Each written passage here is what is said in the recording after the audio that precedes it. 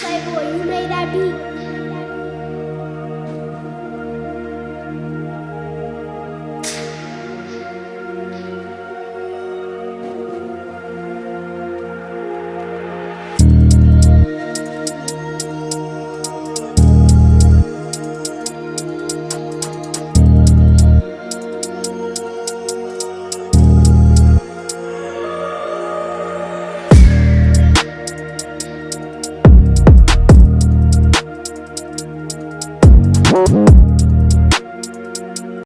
It's your boy Talley back at it again from a remote site up here at Boerne, Texas. I'm Richard DeLeon. I'm at my remote site in my wonderful office, having lots of good meetings today. Excited to meet up with you guys, though. This is Mike Daniel Jr., Alamo City All-Star Sportsplex, in my remote site of my home on my couch after a long morning of driving. Yeah, here we go. Let's do it. So real quick, let's get a recap. Hey, how's your son, Mike? He's good. The follow-up went well this morning. We start physical therapy next week, and so he's back home, relaxing and settled now. Make sure he follows through on that rehab plan. Definitely gotta do that. Gotta get that premier physical therapy. I got you.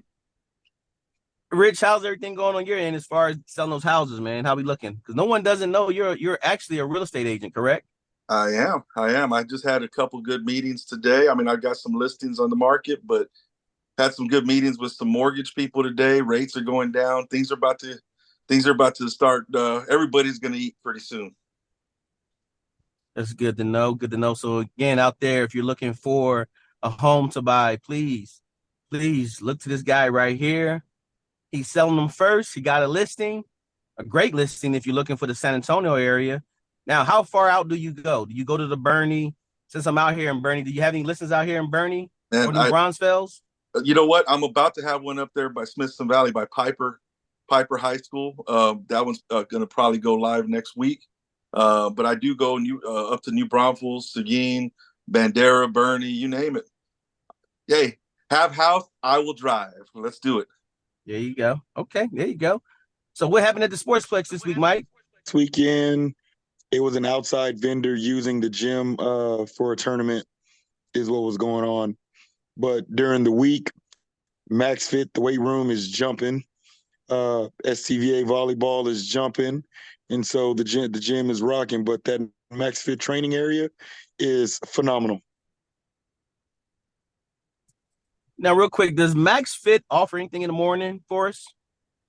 Max Fit is available whenever you want to get in there. There are classes at all times of the day. Like I get to the gym at about 6:30 every morning to get my workout in, and there are guys drenched in sweat in there already. Ladies and men coming out from their morning classes, getting ready to go home and get ready for the workday. So it is on and popping at all times in there. So you actually are a member of the Max Fit program then? I'm a member of the gym. I don't go with them CrossFit cats. I go upstairs and I do my own thing. I let them build me a workout for what I need because there's levels and lanes to this stuff. And I know my level and my lane when it comes to working out and my bad knee. So I stick with what I can do. Smart. Okay. Smart. Now bro. when you say upstairs, you have two levels of yeah, so downstairs is where, the turf is, all training equipment, your rowers and everything you can hope and dream of, right? That's where a lot of the small classes are, where the small groups and where the classes are happening with the trainers. Upstairs, it's just like if you go to Golds or your LA Fitness or True Fits and whatever.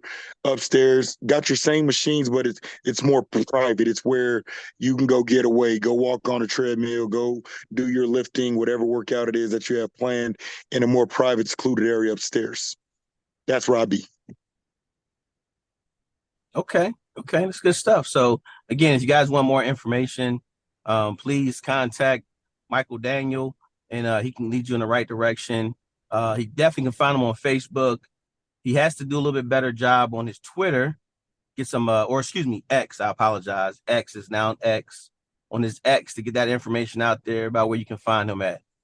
Well, I guess we don't really have a true topic this week because, again, we're waiting on high school basketball. You know, they had a high school tournament this weekend. Did any of your teams play up at the Rise Up tournament? No, sir. Okay. Mike, any of your guys play this past weekend? Just my eighth graders. We're playing in a high school league in Austin with Eddie Clemens. Okay. Game time. Not Rise Up. Yeah. How was that high school event as far as league? It's league, right? It's a league. So was it like 2 games? It's a league that has an end of season tournaments like I do down here. Okay. So what is it? 2 games a day or just? Yeah, we get 2 games a day. We get 2 games a day every other Sunday. Oh, every other Sunday. Oh, that's even better, man. Yeah. Kind of space them out for you. Right. Okay. Right. So you definitely that's good. And then last 4 weeks? Yes, 4 total weeks. Yes. We're gonna get about 9 to 10 games when it's all said and done. Well, this weekend, if you guys, I don't know if any of your guys are playing this weekend. I know we have the Alamo City Hoops event this weekend. I think it's called the I-35 Showdown. Mission. So we got some teams playing out of Mission Concepcion. So again, if you're looking for some good basketball, Mission Concepcion is the spot to be at. And you guys playing? I know our Judson JV's team's playing in it. I haven't tapped in yet with the guys to find out, but I'll definitely be down there. I'm going to be in the middle of running the series opener this weekend as well. So, when I can sneak away and get over there, I will. If nothing else, I just like seeing good basketball, seeing the kids dapping up, good job, smiles. It's a good environment to be in.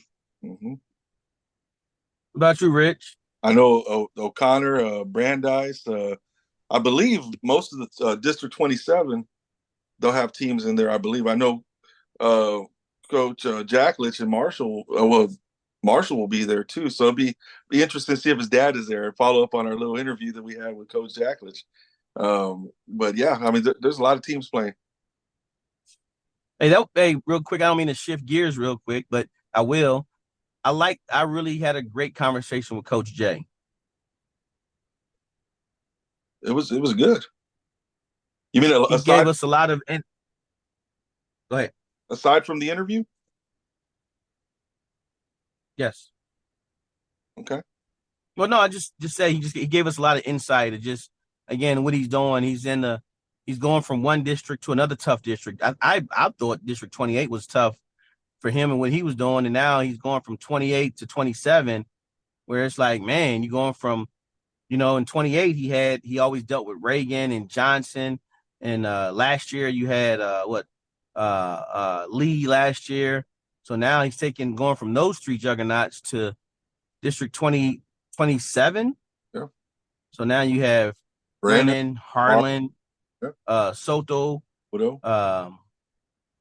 Who else? Stevens was good last year. Warren. So it's gonna be interesting. Yeah, Taft. Warren, O'Connor. Yeah. So it's gonna be interesting to see how those guys. Don't forget Holmes. So how they Don't do. forget my alma mater, Holmes. Don't forget. Speaking about no, we won't. Put your socks on one foot at a time and put in Holmes. They're going to strap it up and play with anybody. Coach Jay loved that saying right there. So I think Mike's onto something special right there with that saying, because, hey, man, he told Coach Jay that saying, and Coach Jay just, whoa, man, he said, oh, I like that. I said, oh, real. But again, I was talking. I think I was talking to you earlier this week after the interview, and I was just explaining to you that, getting to know him is really a treat, because if you don't know him, he always looks so serious.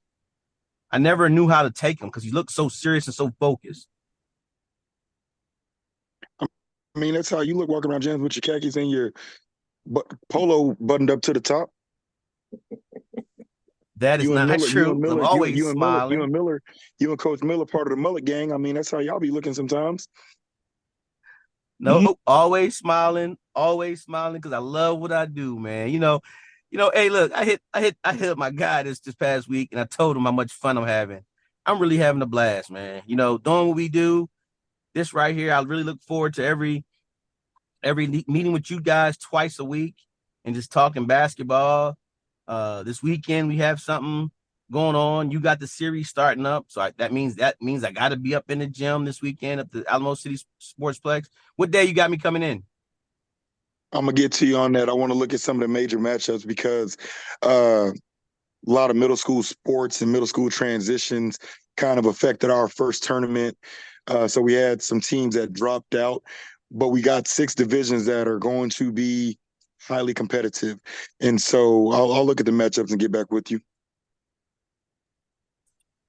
Well, if you're looking for some gym space and you're looking for an extra gym, just let my guys know over there at the Trinity Preschool gym. They're looking for some opportunities to fill some space, so they always can rent off one court to you.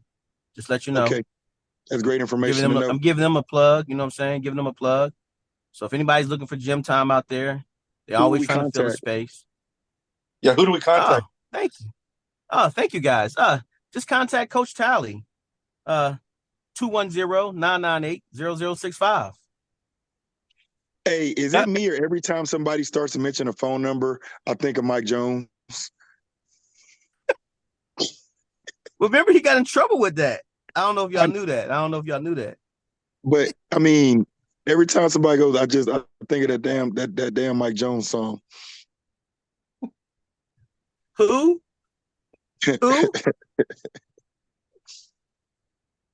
So not only do you get a nice facility to practice in, but you get Eric Talley's wonderful smile and button-up polo all the way to the top. I'm gonna start doing that. Hey, man, I try to. And the khakis and Kobe's. Don't forget about the khakis and Kobe's. There we go. Look, now I feel part of the team. There we go. I got knocked for wearing the polo all the time. Someone said I can't dress. Someone's like, all you do is wear polos.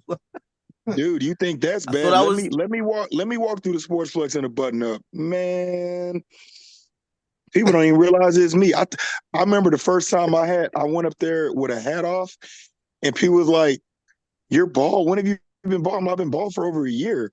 But I did not realize I wore hats that much. That people had no clue what was up under there. You do. I broke them. I finally had to stop wearing them when I coach too. Like I carry my breakable hats. I like that. I carry breakable hats now when I coach because, when you get 3 turnovers in a row or some missed free throws or smoke layups, you try not to yell at the kids. And so my hats take the brunt of it. Nice. Okay. You also have trust issues. Okay. Mike has trust issues too because he won't put his backpack down on the bench. He wears it while he coaches. There's a reason. Yes, he does. Yes, he does. He's the back. Yes, he does. He wear that backpack, but I know he got stuff in it, so that's why I don't knock him too much. Yeah, I get it. Well, there is a true story behind the backpack. So I used to keep a basketball in my hand, but some referees would get upset because, like, when I'm coaching that basketball, I will bounce it to de-stress, right? You try not to say nothing. And referees got so sensitive. They got sensitive behind me bouncing the basketball. I'm like, why are you worried about what I'm over here doing? So the backpack, that's I tighten it, loosen it. That's my during games. I noticed. Yeah. I noticed that. I noticed that. That's I try to keep things in my hands to deter me from interactions and infractions with referees, especially when it gets, where, you guys have been a part of it. Some of the officiating we've seen over this summer, not good. And so that backpack, that helps and keeps me focused on getting back to coaching and staying on coaching. Is it fair to say the worse things are going, the higher the backpack comes up because you're tightening it more? Or is that if you see that backpack all the way up, yeah, it's a rough game. But I will say that, my boys have become pretty good about adapting to officiating to where I don't have to put as much energy because now we practice with the mindset of referees don't exist. We play with the mindset of referees don't exist. Don't let that outside factor control what you have control of. And so that's my focus now. Don't let them come into the game. And also, I know for me, it's if you make your layups and you don't turn the ball over and you make your free throws, you're not going to give the referees a chance to even impact the game at the end. So just take care. Somebody been listening. Somebody been listening to me. I like that. But look, not to speed us up, but let's go ahead and try this new segment out. And I believe it's I can't make this up. Is that what it is, Mike? Did I get it right? Can't make this stuff up. That is accurate. Thank you for using stuff. Thank you. Thank you. Thank you. So go ahead. Let's go story time. Let's go, Mike. Oh What you got? man, where do I? Okay, can't Just make give this us one. stuff Just up. give us one for the week. Yeah, just give us one for the week. Yeah, give us one. So that way we can start thinking. Look, he got to. Okay. Rich, he got to get up for this. He loves these segments. We've been practicing these. Can't make this stuff up. Get the tourney schedule out early, they say. Get the teams early, they ask for. Give us quality over quantity, they ask for. Have a safe environment, they ask for. But yet, they still don't want it. Can't make this stuff up.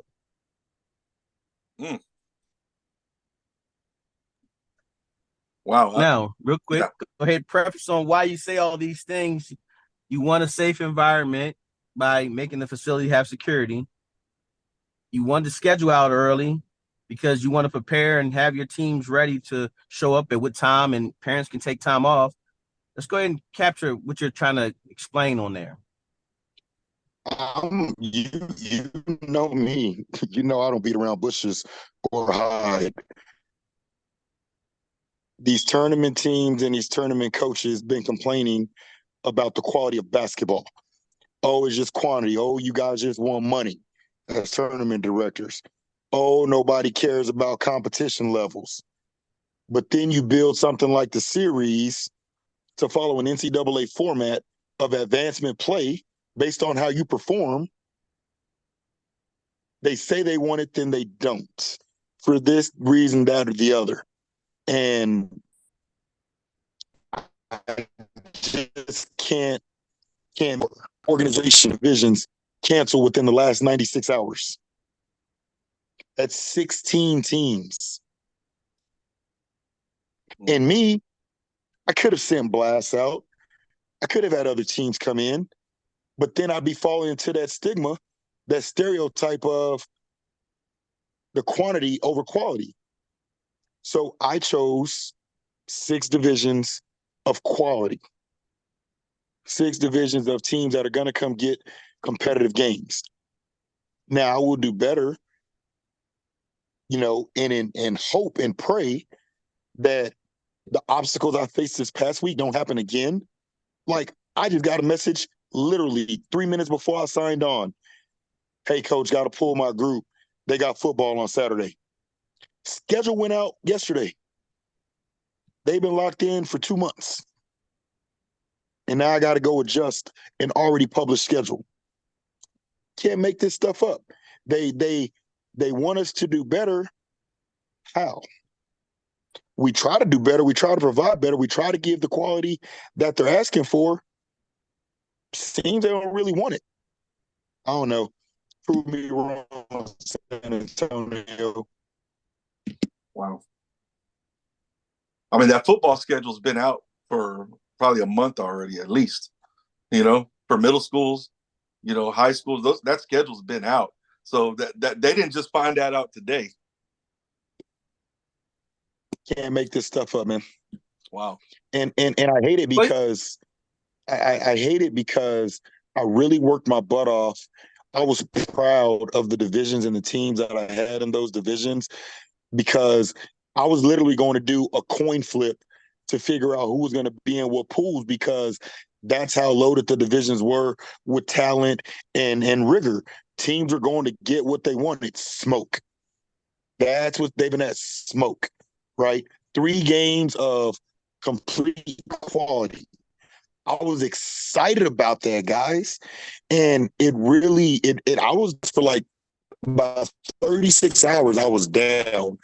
From Monday to Tuesday afternoon, I was down because I just, to have to explain to my boss and have to show my boss my phone when he's asking me why. I don't know. Here are the messages. You help me figure it out. I don't know. 4 teams with the team in each division, 5th, 6th, 7th, and 8th. That's 16 teams I lost in a matter of 36 hours. flag football, coach is going to be out of town, can't make it, kids got, I mean, and the thing is, these dates have been out since June. I started my homework in June. And so it breaks my soul because here I am really working to try to bring something that the city hasn't seen because, there are definitely major player big tournaments, but in those big tournaments, not all the games are rigorous and vigorous and torturous, and that's all I'm trying to bring and provide. Hopefully, with these middle school transitions and whatnot, these teams get settled in, they have their tryouts and revamp their teams. They get the players that they think they need to compete in it. I don't know, man. Hopefully it gets better. That's all I can do is hope and pray and keep doing my job.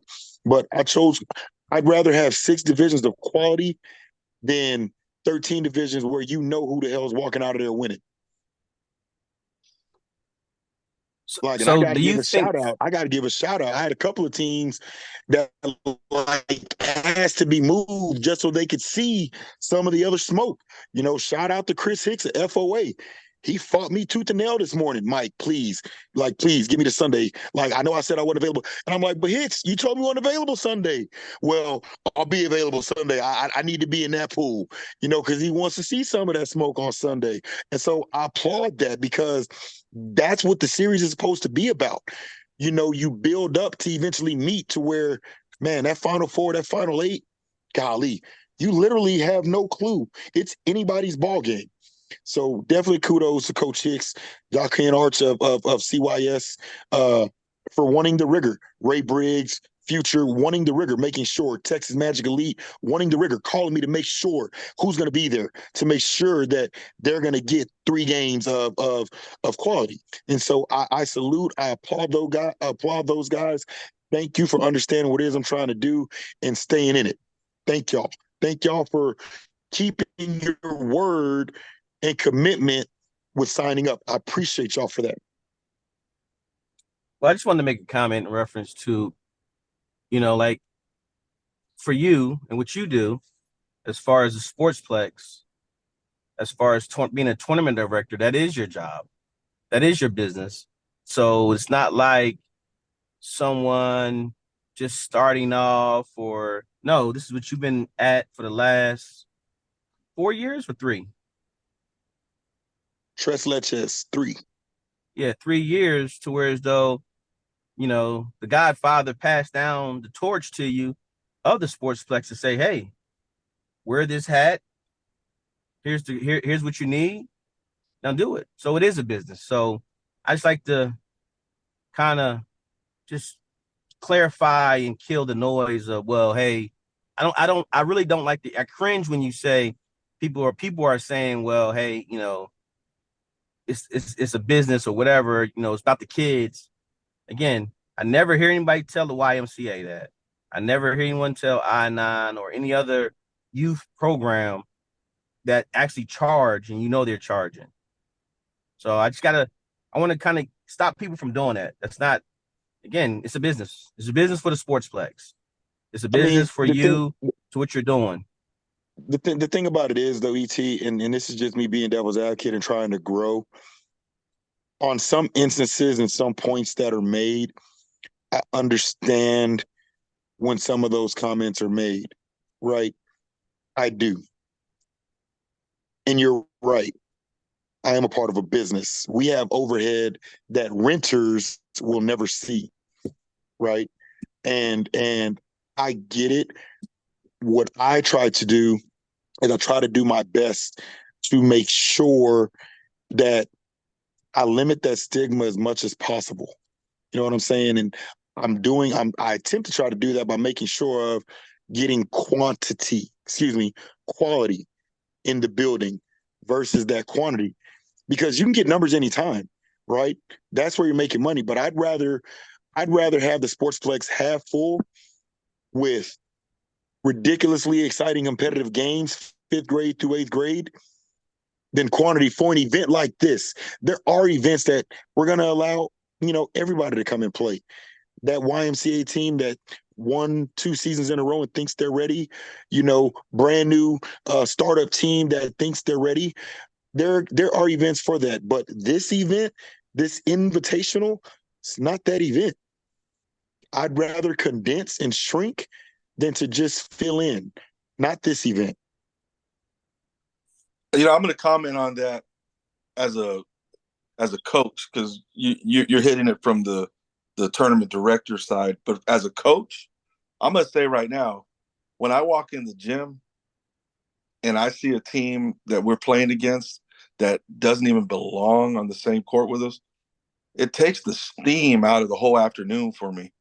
Like, I mean, like, you beat them by 40 or 50, it still doesn't feel right. You have to look at your parents and say, well, I told you we were going to play up, and we're still playing stuff like this. I mean, it's hard, man. It's hard. So, I mean, I give a lot of kudos to the teams that want the smoke and all that. But like you said, there's events for those, YMCA teams and stuff. There's events for that. But why anybody would not want the smoke, I have no idea, because the only time I feel like we've truly gotten better is when we've actually gotten in there and, we've gotten in these tough games, probably even lost, maybe went 1-2 in a tournament. But then there's tournaments where we went 3-0 and we just beat everybody by 30 or 40. Like that one tournament, you came up to me like, what are y'all doing?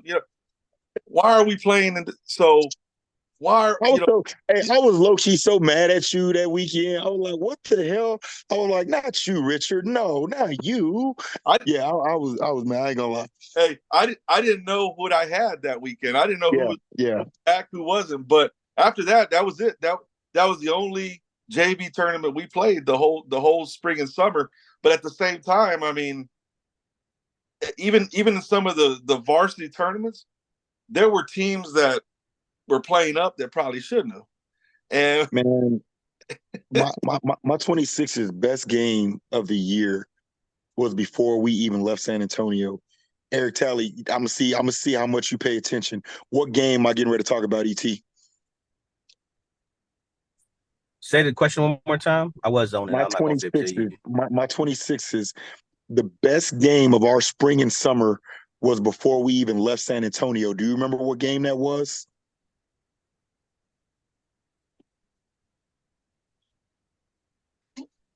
Your best game you played? Did you left San Antonio? It was before we left San Antonio. It was probably Pro Skills, huh? Nah. No. So there was a weekend. We didn't see in March. Mike until Gasso. There was a weekend in March when I just got the boys back. Oh yeah, your 50 piece. No, that wasn't this year. Stop that. That was last year. Stop that. And we were getting ready, and it was a weekend we were supposed to be off, and Coach Dunkley called me to put rhythm in our Sunday division. I text my team and I said, I'm sorry, open up Sunday. We're playing on Sunday. Remember, because you thought I was nuts when I went and found rhythm. He went looking for smoke. He said, I got to see if my guys are ready. I went looking for it. I said, what? And yeah, he right. I did. I asked him, I said, you crazy? I said, you really asked Dunk to play? He said, yes, I went looking for him. I want to play him. I said, no, you don't want that. He said, no, I want to that's going to be my measuring stick to see how good we're not. And I said, but them of all people? He said, yes, sir. Yes, sir. Yes, sir. Yeah, I do remember that now, that conversation. Yeah, because remember, I had just gotten the boys back. I had a new piece from Corpus, and I didn't know what the hell we were getting ready to do, because I remembered the taste of last year, our first tournament. We got 250 pieces in one weekend. And so I wanted to see, not could we take a punch? Could we punch back? Because that rhythm team, that's the caliber of play that we're going to see with prep hoops and gassos and going to Bigfoot, for our travel season. So in my, if